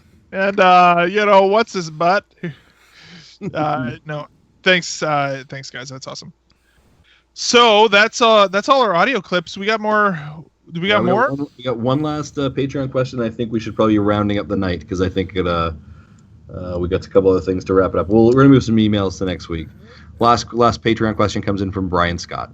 Of the retro rewinds you've done, which games or which classic titles has been your favorite to revisit? And similarly, of the retro rewind nominations submitted, which titles were you most hoping would win the vote but didn't? Ooh. As far as the first question, it's pretty easy for me actually. It's just Pokemon Blue or the original Pokemon games. That one was when those games came out, it was really exciting for me, and to be able to really revisit them with you guys and with the community and to really dig into it was awesome. So nice. Yeah. For me, I would say it has to be Super Metroid and Donkey Kong Country. Shouldn't be a shock. But I would also say, on a completely side note, man, do I love the retro rewind. Because I have played games that I would not have normally played, and I've got to see it through your guys' lens and perspective, and see why they were so important to you as kids, and also see why they're so important to some of our fans. I think Pokemon's a great example of that. Still don't really fully get it, but I'm really trying here, folks. Really am with the Pokemon. But I also think like Earthbound is a great example. Yeah, that was a fun one. I missed that, and that was such a cool. Because you'd always had such a passion for it. Bobby, for the Nintendo Guru, has had such a passion for it, and I was like, why? And then just to understand the story and just the emotional kind of journey it takes you on. So I think out of the stuff that we do, and again, that was just something that the Patreon folks kind of helped us support to get us there, and that was something that's so cool. And I love the fact that we're doing it together, like all of us plus our community is doing it, plus all of our listeners are doing it, and everyone finds value on it. I mean, in the voting last time, Marty came on this show and campaigned for Mega Man 2, right? Like that's an example of someone who has such a passion for a game to come on and literally campaign for a game that wins. I think that's such a cool thing. Yeah, every vote matters, people. Every vote matters. It's not a spoiler vote, people. It's not a spoiler vote. Vote for who you think is the best game. Yeah. And honestly, I've never really felt like, oh man, that one didn't win. Like I've always been really, I've always had this certain level of detachment from the results because I'm like, okay, whatever happens, I'm just excited. It's always going to be something good. And that was, and yeah, I think that's always been really cool. And I honestly love, I know it's not part of the question, but I love the art that we get every month from Adam as well that he does. Do you guys see the cool one for this month for Zelda 2? Zelda, that was really awesome. It's really cool. So I love doing that too. Right on. Jesse, how about you? Any either game? Jesse. Yeah, yeah, he's a new guest. Yeah, I've been on it once or twice. Yeah, I think the first one was the Link Awakening. Oh, that one was good too. That Yeah, was a good one, and I actually I liked Mega Man 2 better than I thought I would. So that was up there. That's a too. ringing endorsement right there, folks. Well, yeah, I had remembered playing it in the past. I remembered beating it. I just didn't remember a lot of the details about it. But again, the save states really helps. If it wasn't for the save states, I probably wouldn't have liked it as much. That's fair. And sorry, I just saw something in the chat. Dave from Day Space. Justin does not get Pokemon, but he got talked into buying both Sun and Moon. I hate you, Dave. That's my so favorite much. And I'm looking forward to finishing Zelda 2. Yeah, I've had one day to sit with it so far. I streamed most of it, but that stream got mucked. So, I got about halfway through it. I'm guessing I might have another 4 to 6 hours before to finish. So halfway through is about a third of the gameplay because the difficulty ramps up with a third of the time. Oh, I was gonna say halfway through is about a third. What? Yeah. Well, think of 3D Land. You quote unquote finish the game by beating Bowser, and then it opens up another second map that will take you 4 times as long. Yeah, that's true. That's kind of the same thing, but not that extreme. Touche. That's fair. Yeah, cool. So we have nothing else. There was one thing in chat that I wanted to ask. Yeah. Yes. Goose Gaga? Gugu Say Gaga. Wow, what a name. Which game do you think will be announced in the NX trailer? The Mother 3 port. Wow. That's no way in hell that happens, by the way. No way. I honestly don't think we'll see any games. Really? Not in the 3-minute video. I don't think so. I don't think so either. I actually agree with Jesse. And folks, that's rare. I think we're going to see... you know what, though? Now that you say that, they're going to have... Because if you think about like when the Wii was unveiled, when the Wii U was unveiled, there was like it's going to have something with Mii's in it, is what it's going to be. It's going to... There will be some sort of a tech demo-y Mii game that shows what you're doing. Either that... So like a Nintendo Land... Right. Wii Sports-ish game. Or it will be Mario. Those are the two possibilities, I think, in my mind. I can see them showing Mario, or here's one, Breath of the Wild for NX. What? I bet you they will show that because that's already confirmed. So they will show footage of Breath of the Wild. It will look better than it does on the Wii U, and that is what they will show. That's actually probably a better prediction because that is something that there's already so much buzz for that game that they're going to want to show that on the NX to carry that hype that already exists and pass that torch onto the NX. Right. That's a possibility. And then Video Game Guru says, I started listening to you guys when Japan Time podcast spoke of you, which, nice. Hosted by Roger. Good old Roger's base. Yeah, when Japan Time started, it was also hosted on VT Tribune, and then he went to a YouTube-only format about midway through. Yeah. Yeah, so right on. Well, you know what, guys? I'm excited about this show. I really just want to take time at the end of the episode to thank both of you. It's been a pleasure for the past 100+ episodes with all of our, we said a while ago that we've done well over 100 episodes already, but this is episode 100. And it's been awesome to do this with you guys, and I am looking forward to continuing these shenanigans for many more episodes. So it's been awesome. So, and again, let's come back to the patrons, because the patrons We should we talk about the patrons? Honestly, without you guys, we wouldn't be able to do as much awesome stuff as we do. You guys basically, by supporting the show, you enable us to be able to review more games and do more fun stuff, and we turn a lot of that stuff back around and send stuff to the patrons as well. So it's awesome to have you guys as a member of the family, and it's just great. You guys seriously are amazing, and it's awesome to know that you guys find it worthwhile to support. So, and for those of you who don't support, it's fine too. But shame on you, and even $1 is enough. So, I'm joking. Dave, $1. That's all I'm asking. But everybody else, it's fine. Yeah, it's it really and just even just beyond even just a Patreon support, and Zach, you mentioned that, really just have a community of people who are really passionate about this, and who engage with us, and that we see data that supports that. We see interactions, we see emails, we see relationships. That's the thing that really does truly blow my mind, and that support in any capacity, whether it's downloading our show, whether it's subscribing to us on YouTube, engaging on social media, telling a friend, emailing us, subscribing to Patreon, any of those things, those are just, we are so grateful for every single person who does anything with the show, and we're so grateful for our Patreon, for our supporters, our fans. We're so grateful for our guests and our friends that we have built over this 2-year adventure.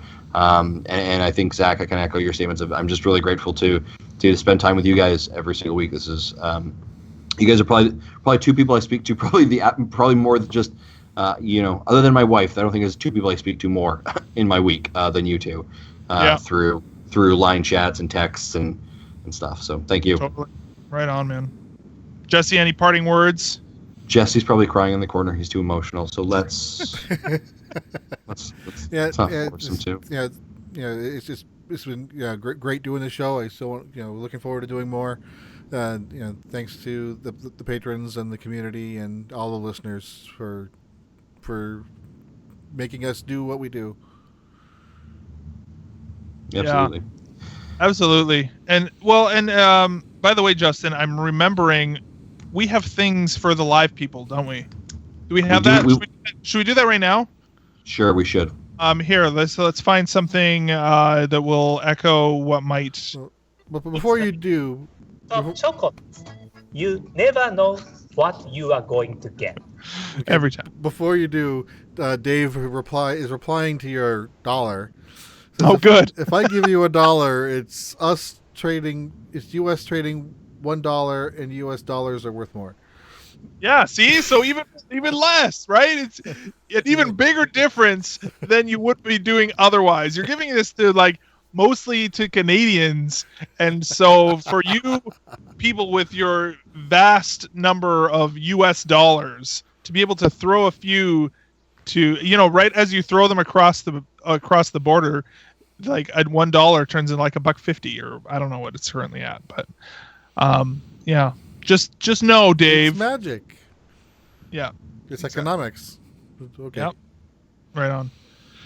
Justin, what do we got? Yes. Well, we have got a game we're going to be giving away. We are also have got a Mega Man package that we are giving away. I teased this on our YouTube channel a couple weeks ago, so we're going to do that live. But we had do this then. Do we just... okay, so starting in the chat now, you guys say something if you want to win something. So just say anything ridiculous, and we'll wait for it to go, and then we'll. How are we gonna do this? Number generator, whatever. Yeah, sure. Why don't you do a number generator on that? Random.org or something. Whatever. Random.org. Sure. Is that still a thing? Oh gosh, no. Never mind. It's just free services, numbers, integer generator. That sounds good. Between what? Let's say it'll go maybe from the bottom. I'm gonna do This makes for some awesome I'm radio. Just saying. I'm looking. Ryan Scott said, "quote unquote anything ridiculous." Perfect. I like his attitude. What we're going to be giving away is a copy of Paper Mario Color Splash for the Nintendo Wii U. It is a North American copy, and we will mail it to you. We had a supporter of the show anonymously provide this, but we've also got some game codes we're going to give away, also some extra ones. So we're going to start off with Paper Mario. So all right, so for Paper Mario, we're going to go random.org third thing here. So I'm going to okay, so first winner is Dave. Dave Space. Oh, really? Yeah. Jeez. Dave, wow. Yeah, that's awesome. No, that's cool. So congratulations, Dave. You have won a copy of what? Paper Mario Color Splash. And finally without a U. Yeah, and finally with our to our final what is this? Our Mega Man loot box thing? Yes. Well, we have it is a Patreon supporter. So I just need to get our Patreon list. So bear with me 1 second here. Okay, because I have one here. Let me put it in the list because I actually generated 2 numbers randomly. Did you? Okay. This is a Patreon supporter, correct? I just put it in the Skype chat. Where'd it go?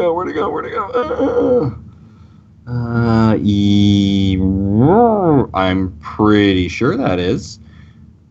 I think it is too. We're so good at this that we're like, yeah, we don't know if you are or not. I'm almost positive. Shows you how often. You know what? Hold on.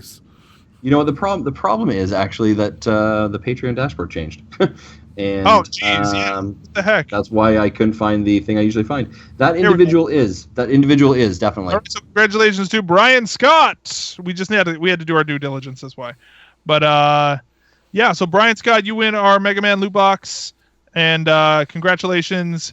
Email us and we can give us your address, both you and Dave, and we can get you your stuff sent off, and that's super cool. So congratulations, and thank you guys seriously for enjoying episode 100 with us. It's been so good having you.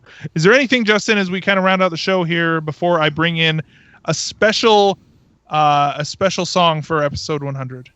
No, just I think, next week we are back to our regular scheduled program. Obviously, expect some NX coverage. We kind of mentioned early in the show are going to kind of try and get some NX coverage out maybe tomorrow at some point in some weird, whether it's just reaction videos or just a quick commentary. So look for that on our channels. But next week we're back. We're back to regular schedule, guys. Thank you so much for tuning in.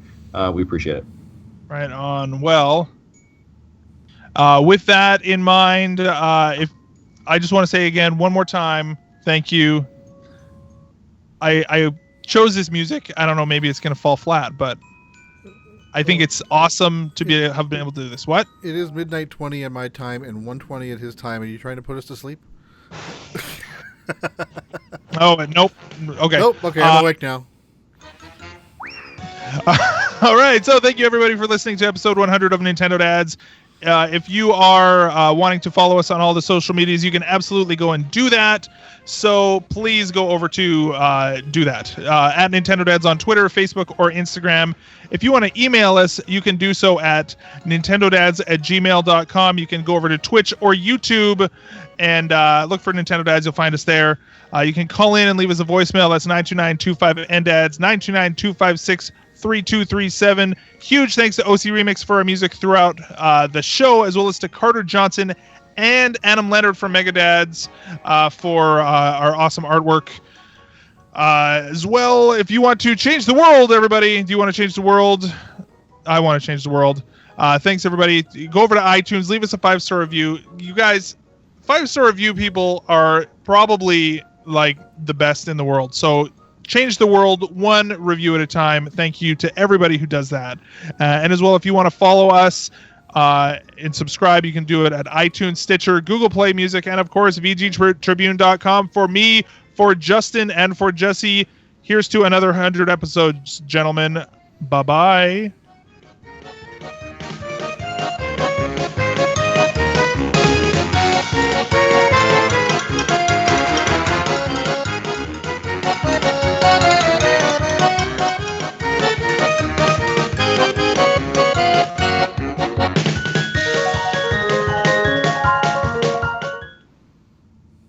Thank you for listening to Nintendo Dads. That was different. That was.